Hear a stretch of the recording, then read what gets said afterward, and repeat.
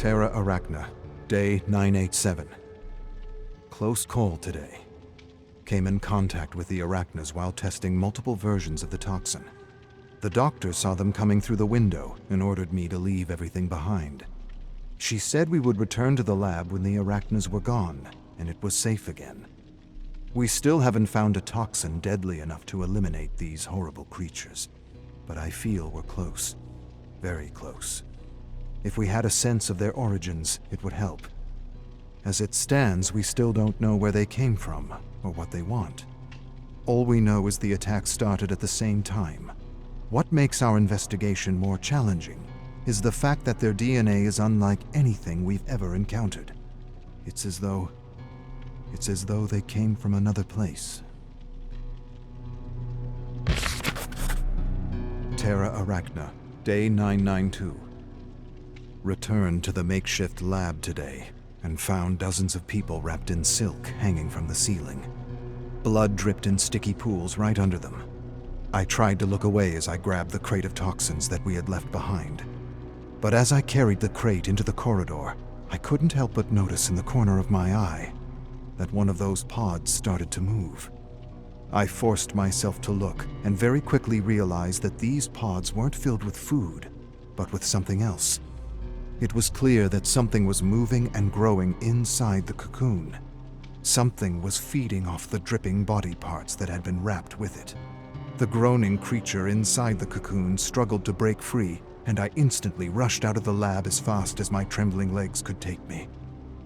The last thing I wanted was to confront the latest arachna evolution. The arachnas mutate faster than we kill them, and finding the right toxin is our only chance at survival. Let's hope the doctor and I do so before it's too late.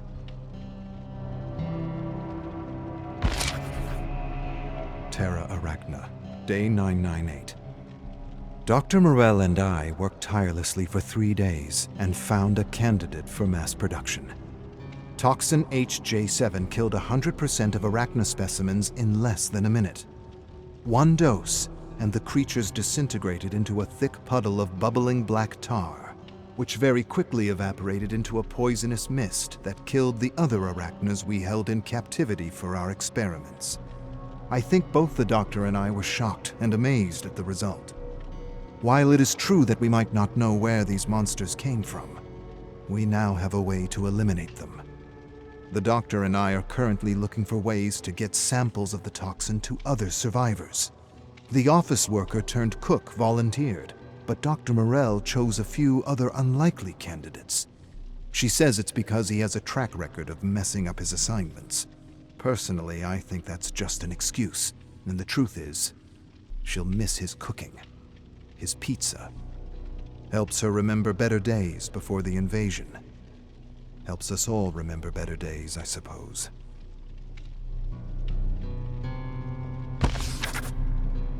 Chamber of Blood. The tale that follows. Constable Duncan J. Smith said thousands of dogs haunted him wherever he went, but no one else saw them. To get away from the dogs, he would hide in the crawl space underneath his cabin, or he would hide in the shed where he kept his snowmobile, or sometimes he would escape to the glaciers and hide in the ice caves, where he prayed for the howling and the yelping and the whimpering to stop.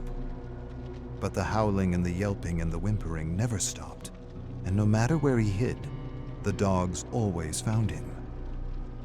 The first day Duncan saw the dogs was the day he started questioning his job, or rather, it was the day he started questioning the law and what he was doing with the law. There was something about legally destroying dogs that felt off, that felt wrong. Something that tugged at his heart and wouldn't let go.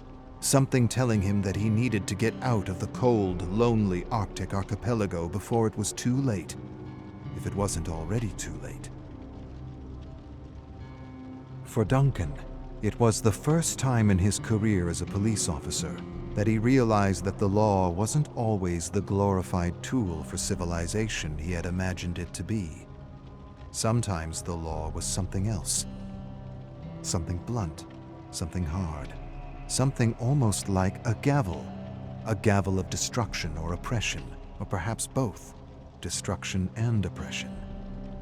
Truth is, Duncan wasn't sure what he was thinking anymore. He was exhausted, and the dogs, well, the dogs just wouldn't leave him be. And all he wanted to do was return home and farm. He liked working on the farm. Things were simpler on the farm. But here, up north, things were more complicated, and Duncan couldn't help but think about the law, about the gavel. And the last thing Duncan wanted to do was wield that gavel against anyone. And yet, to his everlasting regret, he had used it against the dogs. And though he had done everything by the book, and though the law had said he had committed no crime, his heart continually testified to the opposite. To be sure, Duncan had led countless dogs to the bay, where he had shot them like vermin in front of their owners. And it was only when he was alone and surrounded by their ghosts that he would admit to himself that what he had done didn't feel so right, and that maybe, just maybe, these dogs weren't the dangerous beasts or the diseased rats his captain had made them out to be. They were, well, they were something else. They were friends. They were family members. They played with children, entertained them, and kept them safe. They warned against approaching wolves and polar bears, and even snowstorms. And more than anything, they made sure no hunter ever got lost in a blizzard, unlike those unreliable iron dogs or snowmobiles that broke down in the middle of nowhere and left a trail of black smoke across the cold, white, endless expanse. No iron dog ever led someone out of a blizzard. The same could not be said of the dogs he had so heartlessly destroyed.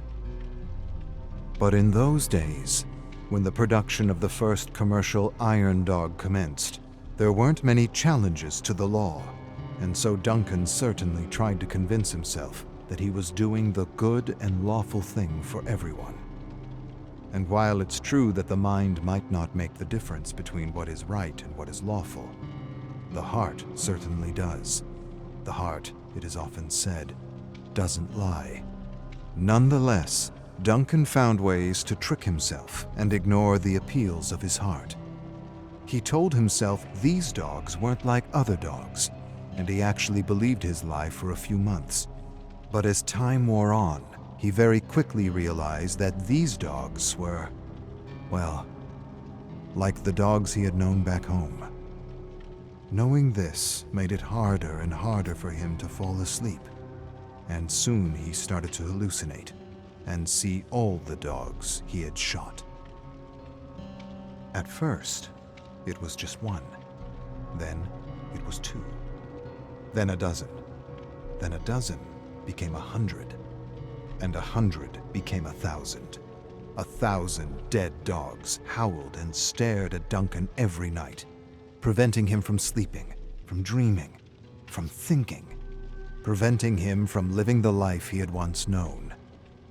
Everywhere Duncan went, there they were, the dogs, looking at him with those eyes, those pleading, confused eyes, wondering what they had done wrong, or how they had failed their family and friends to deserve such a cold and indifferent end. Truth is, Duncan couldn't escape those ghosts any more than a dog could escape its own tail. Wherever he went, there they were, following him, reminding him of all the lives he had disrupted and destroyed with that gavel. One evening, Duncan sat in bed, holding his aching head in his hands, staring at the decaying dogs sitting all around him. They watched him closely as he tried to fall asleep and howled or barked every time his eyelids began to slip. Trembling with fear and exhaustion, Duncan murmured he had done nothing wrong and that he had acted in accordance with the law and that they should just leave him alone. But the dogs wouldn't leave him alone. They just stared at him in silence with those eyes that reminded him of his own dog. Anguished, Duncan lurched from his bed, screaming at the dogs, telling them he needed to sleep and that he wasn't going to feel guilty for doing his damn job. He outright refused to apologize or feel guilty for doing what the law required him to do, what the law said he had to do. The dogs suddenly stirred anxiously about the cabin, with their heads down and tails between their legs. Duncan's screams grew louder and louder, and one by one, the dogs whimpered and whined for their lives like they had done when they had been destroyed. Then, just like that, they vanished into thin air, as though Duncan had finally scared them away. When Duncan realized the dogs were gone, he collapsed into his bed and prayed that they should finally leave him alone. He just wanted his life back, for the dogs had robbed him of his strength and freedom, and even his sense of identity as a morally upright officer of the law. That night a storm picked up and blew all around his small cabin. Feeling a chill seep through his bones, Duncan rose from the bed, and he made a small fire in the iron stove as he remembered his first and only dog, Buster, a plump, yellow Labrador retriever with a black snout. Smartest, kindest, and warmest dog he had ever known. To Duncan, Buster was more than just a dog. He was his guardian, his confidant, his best friend. He was the brother he never had. He caught rodents, guarded against coyotes, and drove cattle on the farm. His father used to say a good dog was worth 2 or 3 farmhands, and Buster was certainly worth 4. Thinking about it now, he was glad that no one ever used the law against Buster, or any other dog in his town for that matter. To be sure, Buster wasn't as big or strong as these Arctic dogs, but he was quite the hunter, and had once even saved him from a wolverine. But what Duncan remembered most was that Buster used to curl up in bed with him to calm his anxious heart and help him drift away to sleep. And now Duncan longed for nothing more than the undisturbed, soundless sleep of youth. And as he longed for sleep, the wind blew harder and fiercer through the cracks of his cabin. The fire flared, flickered, and snapped, casting violent shadows that seemed to tell stories. Duncan rubbed his eyes to make the hallucinations go away, but wherever he looked, the shadows took the form of officers and hunters shooting at confused and frightened dogs as a thick and unnatural black smoke began to fill the cabin. Duncan tried to pinch himself awake, but when he realized he wasn't asleep, he quickly shut his eyes and once again begged for the dogs to just leave him alone. He wanted one night of rest, just one night. His brain reeled with despair, and he began to hear the warped voice of his captain laughing at him, shouting at him, tormenting him, telling him the dogs were dangerous, aggressive, a definite blight on their future plans. Duncan felt madness clutching at the seams of his soul. He screamed that these were lies, all of them, and when he opened his eyes again, the black smoke was gone, and the shadows were once again meaningless shapes flickering about the cabin. But just as Duncan sighed his relief, he heard a sound. A gentle, scratching sound at the door. Then he heard a bark that sounded vaguely familiar. The bark came again and again, and it sounded like Buster. Duncan narrowed his gaze and cautiously approached the thick wooden door. The scratching stopped just as he placed his hand on the doorknob. He stood in silence for a long, tense moment. When the scratching came again, he quickly opened the door and caught a fleeting glimpse of yellow fur disappearing beyond thick sheets of falling snow. Exhausted and confused, Duncan rushed into the churning storm in his undergarments and slippers, yelling for Buster to wait for him. Then he stopped suddenly when he realized he was being irrational. His tired mind was playing tricks on him. Buster had been dead for over 20 years. He had been hit by a car. And for a fleeting moment, Duncan remembered holding his paw on the side of the road, calming him down as his life slowly seeped away. He had never cried so much in his life. There was no possible way Buster could still be with him. Covered in snow, Duncan told himself the solitude was getting to him and that he just needed one night of undisturbed sleep. He turned back toward the cabin, but as he turned, he realized he was lost. He couldn't see an inch in front of him in any direction. Cold and panic swept over him at once. He turned and turned as the wind howled and shrieked and whimpered. In the raging blizzard, he could only make out dogs. Ghostly dogs. Dead and decaying dogs, thousands of them, running around him, growling, howling, barking, confusing him. Duncan shouted for them to stop, and he tried to scare them off as he had done before, but the dogs grew faster and fiercer as though they were one with the storm. Duncan fell to his knees and felt the cold bite all over his trembling body. His face twisted in terror as each dog seemed to pounce out of the storm to take its turn chomping down on him with cold, indifferent teeth. He collapsed to his side in agony. A terrible numbness crept over him, not so much from the cold, but the memory of hurting all those poor dogs. He begged for them to stop, and then he did what he had never done before. He confessed his shame and begged for forgiveness. At once, the dogs froze and stared at him with eyes that seemed to look straight into his heart. Duncan choked out that he was sorry, that he was truly sorry, and that even though he had done everything by the book, he had done everything wrong. He had done them wrong, he had done their families wrong, and he had done himself wrong. And as he emptied his heart, he heard a familiar bark as Buster suddenly emerged from the ghostly pack and stood before him. The dogs looked at Buster, then Duncan, then Buster again. A wave of peace seemed to wash over them as they disappeared one by one and left Duncan with his guardian, his friend, his brother. And Buster curled down beside Duncan as his heart slowed to a stop, and the blinding white storm swept his life away as it had done to so many others. When Constable Duncan J. Smith didn't show up at the station the next day, his fellow officers searched for him and found his frozen corpse not 10 feet from his cabin. He was lying on his side with a peaceful expression on his face. One officer noticed that he had been running around in circles, while the others questioned why he had been foolish enough to leave his cabin in his undergarments in the middle of a snowstorm. The captain kneeled by Duncan's frozen black and blue face and sighed.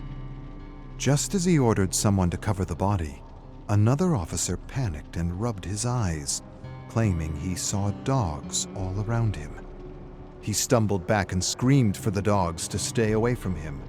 No one saw what he was seeing, and the captain told him to stop making jokes at Duncan's expense. But the frantic officer shrieked in terror and swore that the dogs were real and that they were following him. Arcus 2921. Some civilizations collapse because they discover knowledge they aren't mature enough to understand. Other civilizations collapse because of natural disasters, and yet other civilizations get a little push, a little nudge over the cliff. I have studied the final days of countless worlds, been through the memories of so many survivors, and I can say that the entity doesn't just corrupt and consume a world. It somehow taps into our collective fears and has a little fun. From what I've observed, the entity seems to take its time cherry-picking souls from a buffet of misery while contemplating a perfect design of destruction as though an apocalypse was a kind of work of art, a kind of masterpiece. This, I realize, goes against everything I've learned about ancients back home, but I cannot deny that all the stories and memories I've been examining suggest a voluntary and not involuntary will to create and destroy on the part of this ancient. It's all speculation at this point, but the last realm that opened up in the basement allowed me to venture into Terra Arachna, where I witnessed the fall of a world to massive spider-like creatures, monsters that could have only come from the entity. Not wanting any of those monsters escaping into the tower, I quickly etched a symbol into the basement door to make the realm disappear. Then, just to be certain, I opened the door, and all that was left of the apocalypse was a small, empty room covered in dust. But as I examined the room, I thought I heard a kind of chittering sound in the corridors. I swallowed a growing lump in my throat and cautiously searched the tower to make sure nothing had escaped. I didn't find anything inside, but noises outside continued to disturb my sleep. And I'm sure I've seen things moving in the fog.